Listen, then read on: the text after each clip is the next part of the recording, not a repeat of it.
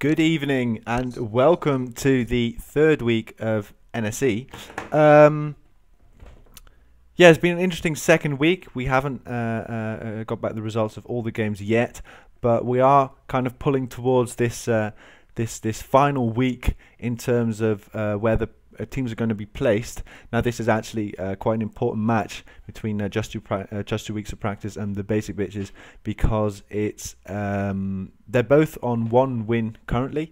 Basic bitches is on 2 losses and the just 2 weeks is on 1 loss, so they still have to play one match that they didn't play last week. So it's a very important match for both if they want to get into the higher division, so the higher pool, which they will be seeded in after this week. Apart from that, let us see. The band's pretty straightforward. Xin obviously very strong right now. Malphite very strong. Twisted Fate seems a bit more of a target band. Same goes for Lucian. Cogmore also very strong right now. So overall, it's what we tend to see, this combination of target bands and just very strong picks in general. Yeah, and this just looks. I'm looking forward to it. Looking forward to the last band too. I want to see what they want to do. But what we've had, one mo.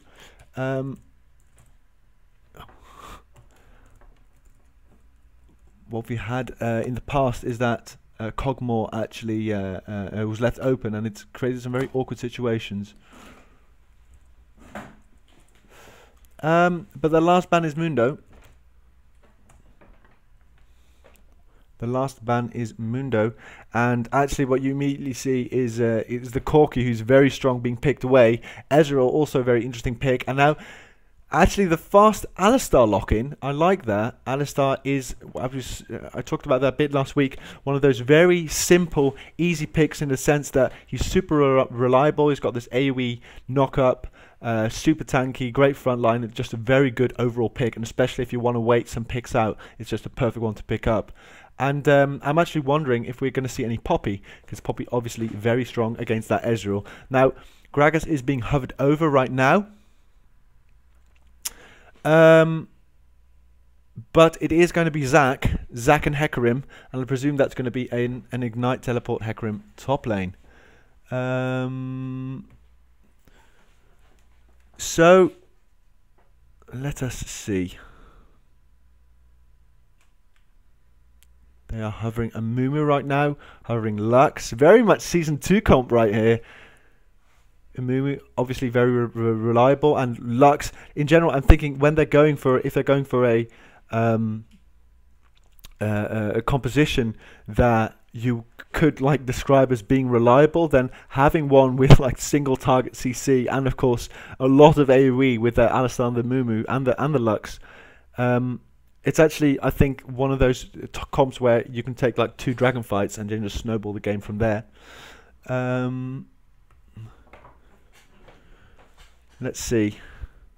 Hovering the Nami. Of course, not quite sure right now where they're going to play everything, because they are, as they say, trolling us with the summoner spells. But Janna's being hovered over. We're not going to see the Nami jungle, for which Opportunity is known for. Talon in the mid lane, like that. You can do that if you have the Corki on AD carry. Because of course he does a lot of magic damage, and overall Janna and Hecarim is a very nice combination. It is going to be that Talon. It is Talon actually. It is going to be the Talon locked in, and the Janna. For a moment I thought we would dodge Q because you hadn't locked in, because that's only in dynamic Q. Keep getting confused with that. And then the last pick for Florai, it's going to be a top laner. They don't have to pick Poppy now. I'm very surprised we're not seeing any Poppy, actually. Renekton, very steady pick. And then they've completed their Season 2 comp. It's unbelievable.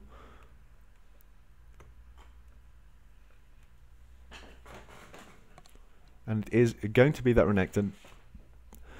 And now I'm only going to see the summoner spells change after the countdown is done, which is really annoying. Oh boy. So for people that don't know, after 35 seconds we will enter the 3 minutes delay, and when that happens, now I can see they've changed it already. That's the 3 minute delay, and then I'll go a bit into the team comps, trying to talk a bit for 3 minutes, and after that we will obviously load into the game and I'll start spectating. So another 10 seconds, and then I will go into that.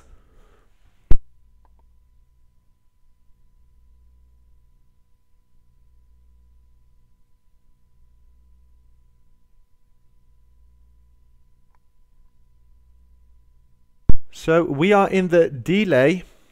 That is 3 minutes. And looking at the comps, having one of those very static mid laners as Lux is going to make it very hard to play against a Talon, especially like around mid game, because Talon is merciless in the sense that his damage output is just insane. So if he gets 2-3 kills, he will start to snowball very heavily, and in that sense, playing this very much this double, just playing double carry comp, and having this big front line, that will be very hard to deal with. Now, if you then play with someone like a Janna or a Lulu or something that can buff your AD carry up a bit, then it would be easier. But because Lux inherently isn't that tanky, if they don't do that too well, then that would be very hard to deal with. So apart from Talon, they have some engage. They've got an assassin. They've got AD carry that's pretty mobile. I like the Janna Hecarim combo, buffing Hecarim up a bit, although I'm not sure how that works as soon as he enters a fight. So overall, interesting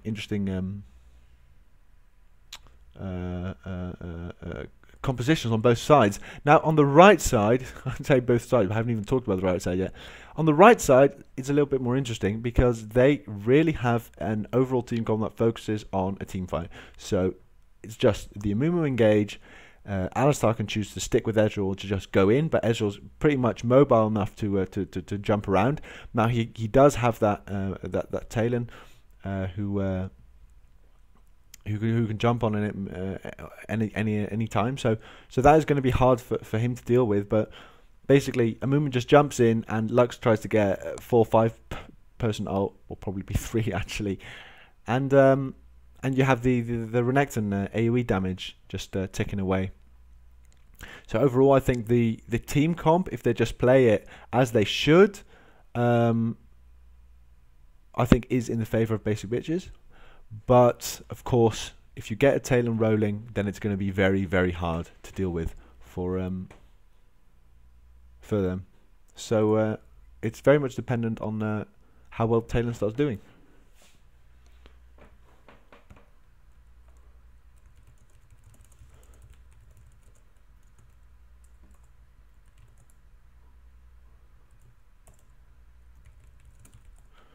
So that is the remaining 7 seconds. We are going into the first game of the evening between Just 2 Weeks of Practice and the Basic Bitches. And right now we are going into the, as they call it, the loading screen. Now you will see a lovely black screen right now.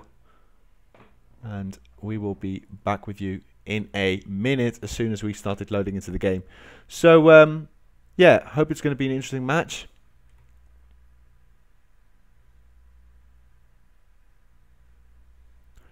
And as soon as we start loading in, you will see the borders, and you can speculate about who is the better team.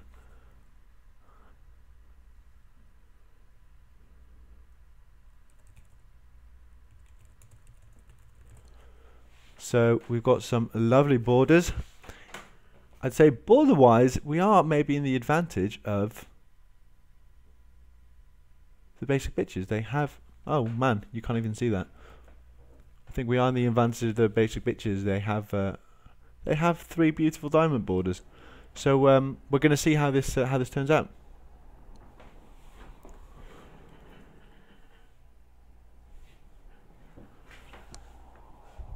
Already hear the weather on the rift. Right now it feels cold for me, hearing the howling gale in the background, and we have loaded in. It's going to be the first game of the evening between just 2 weeks of practice and the basic bitches, and I'm looking forward to it. Now, we do see some quite simple grouping up for the basic bitches here. Bit more of a fan, it seems. No, they're grouping together now for just 2 weeks. And are we going to see the clash between the two teams? They haven't spotted each other, and just 2 weeks is probably going for that. Are they? They're waiting for the blue invade. It was just a harmless breeze. Oh man, are we going to see them invade them from the back? And you thought it was just a harmless breeze. Oh, this is going to be really interesting. This is going to be interesting. Just going to swap everyone around while I still can. They are going to be walking in from behind. This is going to be massacre here.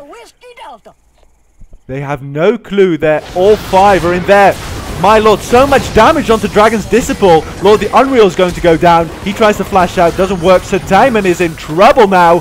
He heals.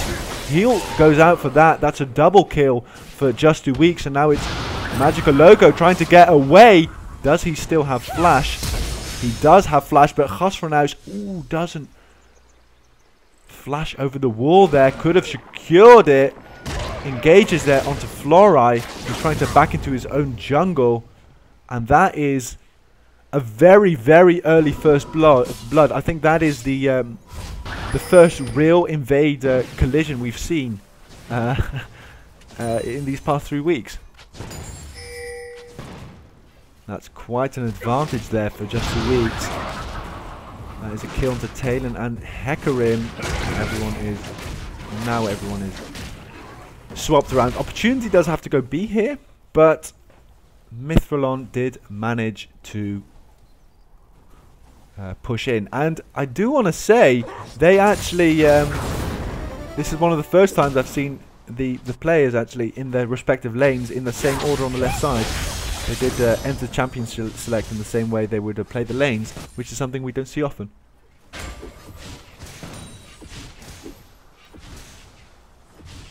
Now, Mithralon playing 1 versus 2 in this lane, but he is level 2 himself. He did get 2 assists from that, but didn't go B after.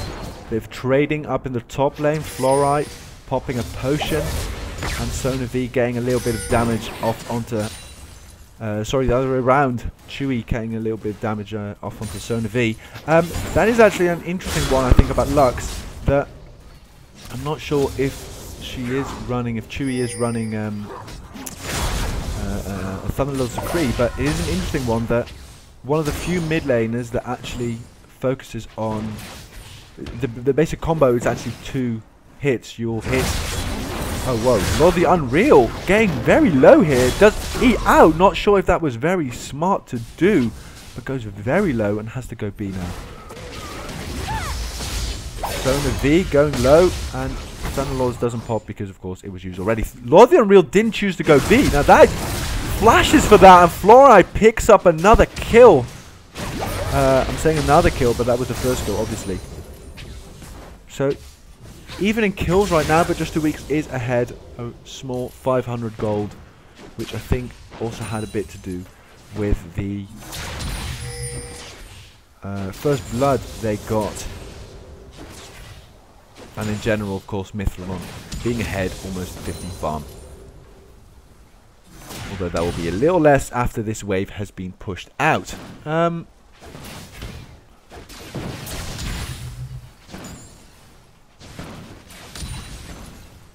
Anyway, as I was saying, the Lux is an interesting champion, as in, if you hit... oh man, Dragon Disciple going heavy here. Sona V going very low, has the flash. Binding dodge there. Good sidestep from Sona V, although I'm not sure if that binding would have hit.